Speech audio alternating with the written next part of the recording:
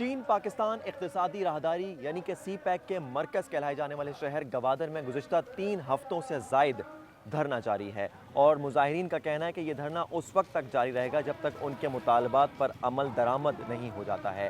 ان مظاہرین کے اہم مطالبات میں غیر قانونی فشنگ کا خاتمہ، بارڈر ٹوکن سسٹم، غیر ضروری چیک پوسٹ کا خاتمہ اور گوادر میں یونیورسٹی کے قیام کے علاوہ گوادر میں منشیات کے خاتمے کے لیے اہم اقدامات کرنے کے ساتھ گوادر پورٹ اور سی پیک منصوبوں میں مقامی افراد کو روزگار میں ترجیحی بنیادوں پر روزگار فراہم کرنے جیسے مطالبات شامل ہیں۔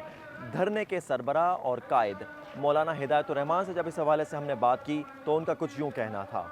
ہم چاہ رہے ہیں کہ گراؤنڈ میں بھی کچھ نظر آنا چاہیے۔ ٹرالر ہے، مافیا ہے، حکومت تسلیم بھی کرتی ہے، لیکن حکومت بے بس کیوں ہے؟ بارڈر ایک بارڈر مافیا موجود ہے، مضبوط ہے، حکومت مانتی بھی ہے، تو صوبائی حکومت کیوں بے بس ہے؟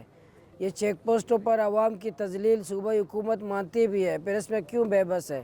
تو یہ ہمارے مطالبات جتنے ہیں حکومت تسلیم تو کرتی ہے، تو ہم چاہ رہے ہیں کہ ان کو ہمارے مسائل کو گراؤنڈ میں حل کیا جائے۔ ہم پاک چائنا اقتصادی راہداری کے خلاف نہیں ہیں، ہم کوئی چائنا پروجیکٹ کے ریاست کے ہم خلاف نہیں ہیں۔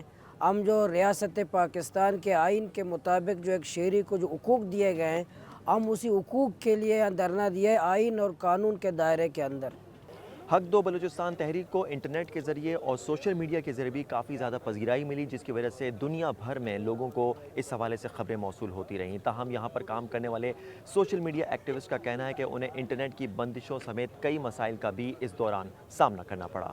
گوادر شہر کا 4G نیٹ ورک بند تھا، باقی جیونی یا پسنی یا ارماڑا میں وہاں پہ چل رہا تھا، تو ہم نے ان دوستوں کو کانٹیکٹ کیا کہ آپ زیادہ سے زیادہ ان دھرنے کے بارے میں بتائیں کہ یہاں پہ انٹرنیٹ بلیک آؤٹ ہے۔ تو اس سے یہ ہوا کہ انہوں نے بات کی اور اس سے اور بات آگے چلی گئی پاکستان تک، اور پاکستان سے باہر چلی گئی بات۔